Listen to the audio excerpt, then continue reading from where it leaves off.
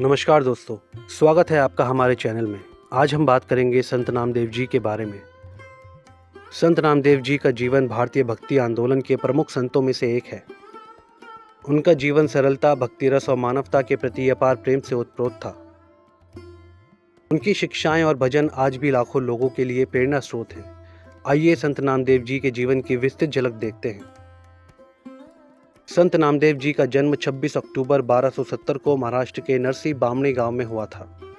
उनके पिता का नाम दामा शेठ और मां का नाम गोणाई था। उनका परिवार धार्मिक प्रवृत्ति का था। विशेष रूप से भगवान विट्ठल यानी भगवान विष्णु के प्रति उनकी गहरी श्रद्धा थी।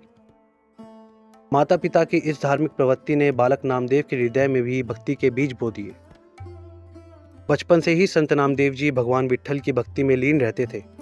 वे अपनी मां के साथ पंढरपुर के विट्ठल मंदिर में जाकर भगवान की पूजा करते और बाल्यावस्था में ही भगवान विट्ठल के प्रति अपनी अनन्य भक्ति को व्यक्त करते। एक प्रचलित कथा है कि एक बार बालक नामदेव ने भगवान विट्ठल को भोग अर्पण किया और जब भगवान ने भोग स्वीकार नहीं किया तो नामदेव जी ने नाराज होकर भगवान से आग्रह किया कि वे भोग ग्रहण करें। उनकी इस सच्ची भक्ति से भगवान विट्ठल प्रकट हुए और भोग ग्रहण किया। नामदेव जी का जीवन काल भारतीय इतिहास का एक ऐसा समय था जब भक्ति आंदोलन को अपने चरम तक पहुंचने में मदद मिली। उस समय समाज में जाति पाति, ऊंच नीच और धर्म के नाम पर भेदभाव जैसी समस्याएं प्रचलित थी। संत नामदेव जी ने अपनी भक्ति और शिक्षाओं के माध्यम से समाज को इन बुराइयों से दूर करने का प्रयास किया। उन्होंने सगुण भक्ति को अपनाया जिसमें वे भगवान को सजीव साकार रूप में पूजते थे। संत नामदेव जी की भक्ति का मुख्य केंद्र पंढरपुर के विट्ठल थे। उन्होंने अपने भजनों और कीर्तनों के माध्यम से भगवान के प्रति अपने प्रेम को अभिव्यक्त किया। उनके भजन सरल मराठी भाषा में होते थे जिसे साधारण जनता आसानी से समझ और गा सकती थी। नामदेव जी ने भक्ति को एक लोक आंदोलन का रूप दिया और इसे जन जन तक पहुंचाया। उनकी रचनाएं अत्यंत प्रभावशाली थी जिसमें उन्होंने जाति भेद और धार्मिक आडंबरों की कड़ी आलोचना की। संत नामदेव जी केवल भक्ति के प्रचारक ही नहीं बल्कि एक महान कवि और गायक भी थे।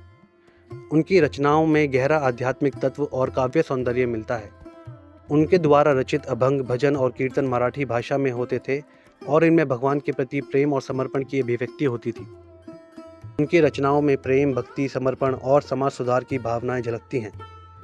उनकी रचनाएं न केवल महाराष्ट्र में बल्कि उत्तर भारत के सिख समुदाय में भी अत्यधिक सम्मानित हैं। गुरु ग्रंथ साहिब में संत नामदेव जी के 61 भजन संकलित हैं जो उनकी सार्वभौमिक और आध्यात्मिक गहराई का प्रतीक है। संत नामदेव जी ने भक्ति का संदेश केवल महाराष्ट्र तक सीमित नहीं रखा बल्कि उत्तर भारत की यात्रा भी की। वे पंजाब गए और वहां भी अपनी भक्ति का प्रचार किया। नानक जी के साथ उनके गहरे संबंध थे और उनके विचारों ने सिख धर्म पर भी गहरा प्रभाव डाला। उनकी शिक्षाएं गुरु नानक देव जी के विचारों के साथ मेल खाती थी, इसलिए उन्हें सिख धर्म में भी विशेष सम्मान प्राप्त है। संत नामदेव जी ने जीवन में कई गुरुओं से शिक्षा प्राप्त की परंतु उनका प्रमुख संबंध संत वामन पंडित जी और संत ज्ञानेश्वर जी से था। संत ज्ञानेश्वर जी उस समय के महान संत और योगी थे। संत ज्ञानेश्वर जी और नामदेव जी ने साथ मिलकर कई धार्मिक यात्राएं की और भक्ति का संदेश फैलाया। संत नामदेव जी और ज्ञानेश्वर जी के बीच गहरा आध्यात्मिक संवाद होता था जिसने भक्ति आंदोलन को एक नई दिशा दी। नामदेव जी का कहना था कि भक्ति केवल मंदिरों या धार्मिक स्थानों तक सीमित नहीं होनी चाहिए बल्कि इसे हर व्यक्ति के जीवन का अभिन्न हिस्सा होना चाहिए। उन्होंने अपने जीवन में इसे साबित भी किया।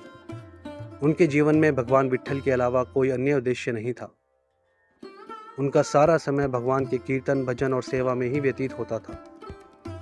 संत नामदेव जी की शिक्षाएं अत्यंत सरल परंतु गहन थी। उनकी भक्ति का उद्देश्य केवल भगवान की प्राप्ति ही नहीं बल्कि मानवता की सेवा और समाज सुधार भी था।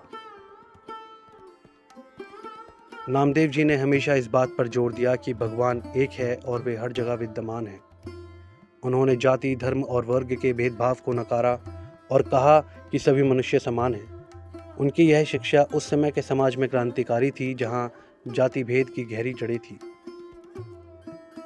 नामदेव जी का मानना था कि सच्ची भक्ति वह है जिसमें व्यक्ति अपना अहंकार त्याग कर भगवान के प्रति संपूर्ण समर्पण करता है। उन्होंने भगवान के प्रति प्रेम और समर्पण को जीवन का सर्वोच्च ध्येय बताया। उनका भजन तेची हा मझहरी तेची मझ विट्ठल इस बात का प्रतीक है कि उनके जीवन का प्रत्येक क्षण भगवान के लिए समर्पित था। संत नामदेव जी ने धार्मिक आडंबरों और बाहरी दिखावों की कड़ी आलोचना की। उनका कहना था कि केवल बाहरी कर्मकांडों से भगवान की प्राप्ति नहीं हो सकती, बल्कि इसके लिए सच्चे हृदय से भक्ति की आवश्यकता होती है। वे पाखंडी पुरोहितों के विरोधी थे। संत नामदेव जी ने भगवान के नाम के जप को सर्वोत्तम साधना माना। उनके अनुसार भगवान का नाम स्मरण करने से ही मनुष्य के सारे कष्ट दूर हो जाते हैं और उसे मोक्ष की प्राप्ति होती है। उन्होंने भगवान का नाम गाने और जपने पर विशेष बल दिया। संत नामदेव जी का मानना था कि समाज में सभी को समान अधिकार मिलना चाहिए। उन्होंने जाति व्यवस्था और सामाजिक भेदभाव का विरोध किया और सभी को एक समान देखने की प्रेरणा दी।